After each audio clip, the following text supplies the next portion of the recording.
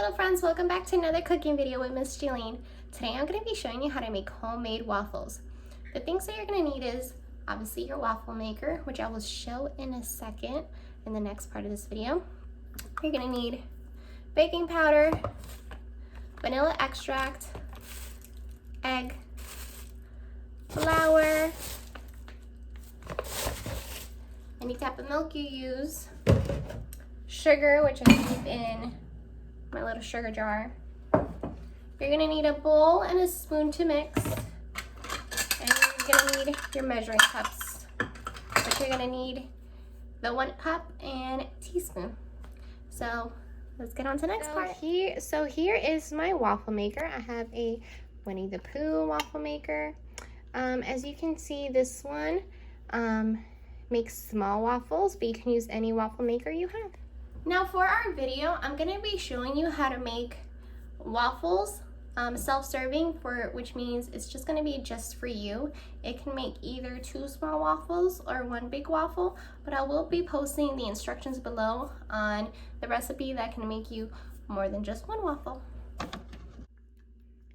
The first step you're going to want to do is get 1 cup of flour and put it into your bowl. Next, you're going to want to crack your egg into the bowl.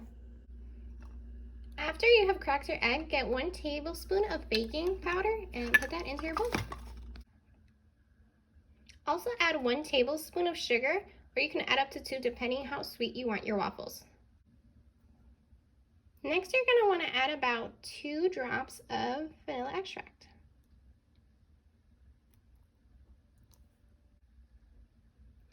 Next, you're going to want to add 1 cup of milk. And then stir. As you're stirring, your mixture should start looking something like this. Just keep stirring. One thing that is optional that you can add to your waffle mix is cinnamon, if you prefer to have a little bit of cinnamon taste on it. Now plug in your waffle maker and let it warm up so that you can put your waffle mix in. If you don't have a nonstick, you might want to spray some nonstick powder or butter spray on it so that your waffles don't stick. Now I'm actually going to grab my big spoon and pour some of my waffle mix on here.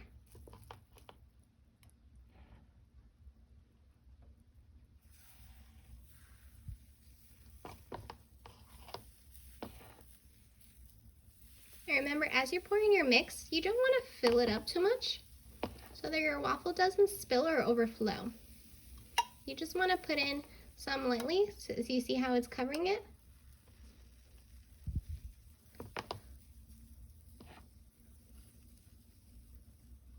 Yep, that's good enough. And then you can just close up your waffle maker and let it do its magic.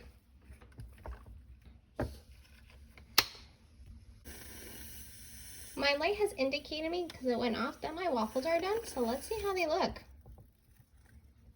Ooh, see, a little bit of mine overspilled over here, but it's time to take it out. Remember that you are using something that is hot, so you're gonna want to need a parent's help for this so that you do not get burned. But this is my end result of my waffle. It looks so cute and yummy. Remember that you can pair your waffles with syrup, fruit, anything you prefer, but this is what my waffle looks like. I'm gonna go ahead and make 1 more just before we end this video. Here's my second one who clearly didn't add enough batter, but I'm gonna pull it out.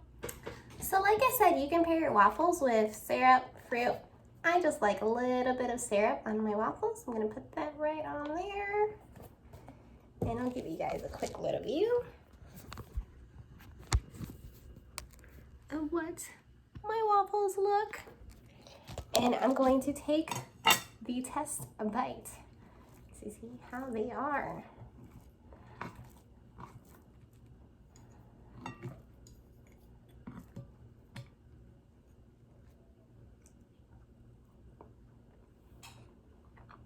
So good, so yummy.